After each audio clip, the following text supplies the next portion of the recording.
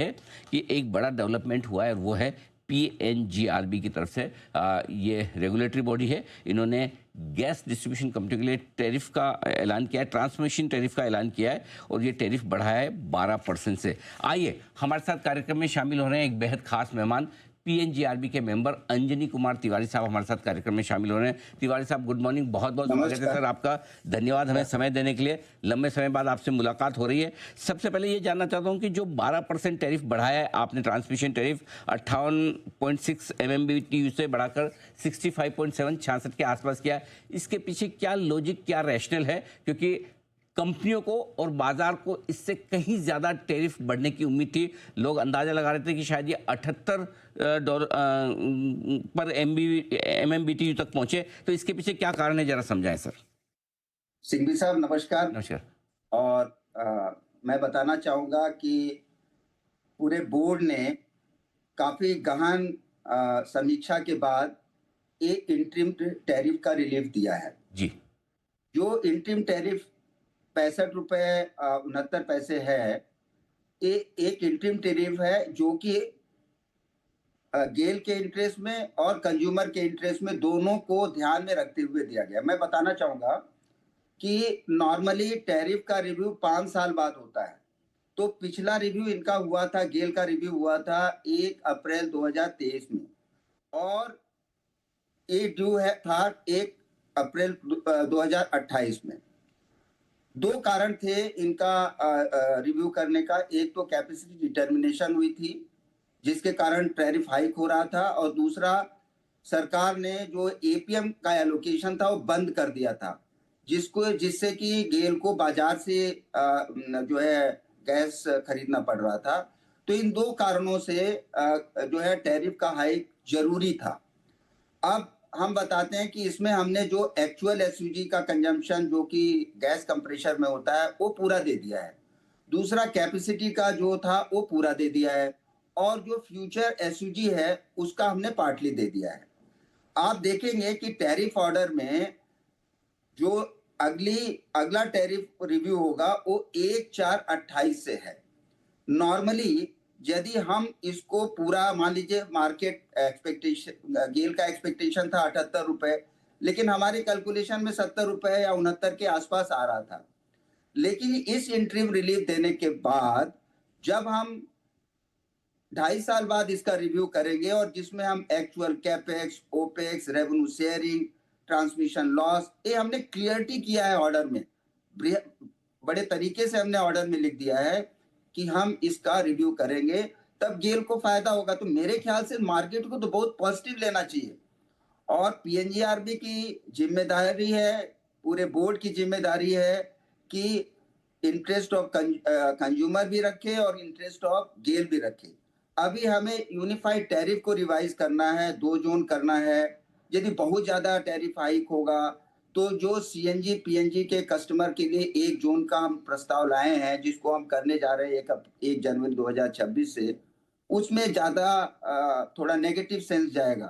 तो ये बड़ा बैलेंस टैरिफ ऑर्डर है और इसमें गेल या मार्केट को तो बहुत पॉजिटिव लेना चाहिए कि हम इसका रिव्यू 1/4/28 से सारे पैरामीटर पे करेंगे। कह रहे हैं कि उल्टा ये तो पॉजिटिव हो गया कि आपने मिड टर्म में कर दिया, जो 1 अप्रैल 2028 को करने वाले थे उसके मुकाबले में पहले ही कर दिया। पहले कर दिया। हम इसको 58 रुपए को कंटिन्यू कर सकते थे। राइट। वो कहता है कि नहीं भाई हम बाद में सारा कुछ करेंगे, लेकिन हमने इंटरिम रिलीफ दिया है, तो इसको तो गेल को और पूरे मार्केट को इसको पॉजिटिव लेना चाहिए। और बड़ा आप ऑर्डर देखेंगे ना, बड़ा क्लैरिटी है ऑर्डर में, सब जगह हमने लिखा है कि 1/4/28 से करेंगे, क्या क्या पैरामीटर करेंगे वो भी लिखा हुआ है।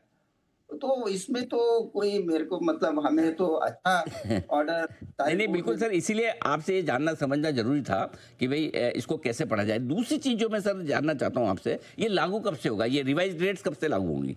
1 जनवरी 2026 से। जनवरी 2026।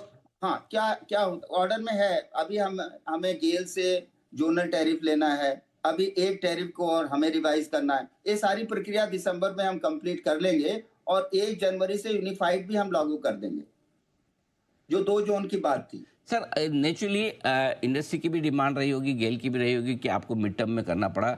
5-5 साल का आपने पीरियड तय किया है। क्या आपको नहीं लगता कि पीएनजीआरबी को ये समय थोड़ा कम करना चाहिए? रिवीजन का 5 साल का समय बहुत लंबा है। या फिर कुछ ऐसा किया जाए कि मार्केट फोर्सेस के हिसाब से ट्रांसमिशन रेट्स तय हों? क्या इस दिशा में कुछ सोच रहे हैं आप? हाँ, हम पूरी तरह सोच रहे हैं, हम अपने पूरे रेगुलेशन को रिव्यू कर रहे हैं कि हमारी जो टैरिफ हो, वो कितना ट्यून टू द मार्केट हो एज़ वेल एज़ जो खर्चा कंपनियाँ कर रही हैं उसको मिले। तो हम टैरिफ रिवीजन के बारे में रेगुलेशन चेंज करने की प्रक्रिया में काम कर रहे हैं, जिसमें हम कई कई कई विवेचना चल रही है, हम अभी आपको नहीं बता सकते, लेकिन हम चाह रहे हैं कि टैरिफ जो है हमेशा जवान रहे। बिल्कुल ठीक। That is the basic purpose कि हमेशा ऐसा रहे कि जो बहुत ज्यादा वेरिएशन में ना रहे। जी, तिवारी और आपने नोट किया होगा कि अभी जो बोर्ड है, गेल का बोर्ड, पीएनजीआरबी का बोर्ड है, काफी दिशा में रेगुलेटरी रिफॉर्म्स किया है in the interest of consumer, in the interest of entity. हमने काफी रेगुलेटरी चेंजेस किए हैं अच्छा अच्छा जो है अच्छी टैरिफ देने के लिए। आपने नोटिस किया होगा जिसमें कि आपका 50-50 रेवेन्यू शेयरिंग भी है। तो ये सब चीज़ें एक पॉजिटिव दिशा में है और हम इसको सोच रहे हैं 1 साल के अंदर हम एक अच्छा लागू करेंगे इसको। तिवारी साहब, एक चीज़ और, आप चूंकि गेल के डायरेक्टर फाइनेंस भी रहे हैं, यानी कि आप कंपनियों का पर्सपेक्टिव बहुत अच्छे से समझते हैं। अब आप पीएनजीआरबी के मेंबर हैं, रेगुलेटर हैं, तो आपको कंज्यूमर का पर्सपेक्टिव भी समझ में आता है। अब मैं आपको ना तीसरे एंगल से पूछना चाहता हूँ, गेल के शेयर होल्डर के पर्सपेक्टिव से। गेल के शेयर होल्डर आज डरे हुए हैं। उनको लगता है अरे भाई, ये तो 33% बढ़ना था, 78 होना था, सिर्फ 12% ही बढ़कर रह गया। आज तो हमारा तो हाल बुरा है। आप उनको क्या कहेंगे? क्या वाकई में गेल के शेयर होल्डर्स को इस रिवीजन के बाद डरना चाहिए या नहीं? एकदम नहीं डरना चाहिए। मैं आपको बताना चाहूँगा, जैसे मान लीजिए इन्वेस्टर का एक्सपेक्टेशन था कि 78 लेकिन 70 के आसपास था। मान लीजिए बोर्ड ये डिसीजन करता कि 68-69 के पास करके और नेक्स्ट रिवीजन होता 2031 में, तो क्या होता?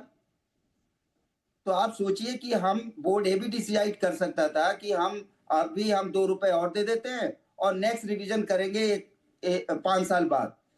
लेकिन मतलब वो इसमें तो टैरिफ अच्छा मिलेगा जो है गेल को और मार्केट में अच्छा इसका व्यू जाना चाहिए। हमने तो बड़ा बैलेंस व्यू लिया है इसमें।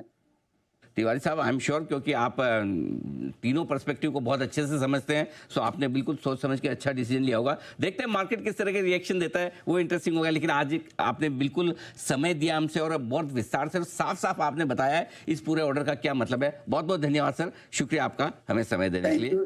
थैंक यू सिंघवी साहब, थैंक धन्यवाद। यू। अंजनी कुमार तिवारी साहब बिल्कुल क्लैरिटी के साथ कहते हुए कि उनका ये कहना था कि हम चाहते तो 1 अप्रैल 2028 से कर सकते थे, लेकिन हम लागू कर रहे हैं 1 जनवरी 2026 से। और ये टैरिफ उन्हें लगता है कि कंज्यूमर के इंटरेस्ट में भी है, गेल के इंटरेस्ट में भी है, गेल के शेयर होल्डर्स के इंटरेस्ट में भी। अब वो अलग बात है कि मार्केट की एक्सपेक्टेशन थी कि 78 रुपये हो जाएगा, लेकिन हुआ ये 65-66 रुपये के आसपास। देखते हैं बाजार खुलने के बाद किस तरह का रिएक्शन देता है। मैंने स्टॉक ऑफ द डे भी दिया है, थोड़ी देर में मैं आपको अपनी रिवाइज ओपिनियन भी दूंगा। उससे पहले करते हैं शुरुआत फर्स्ट रेट की हेडलाइंस आपके लिए।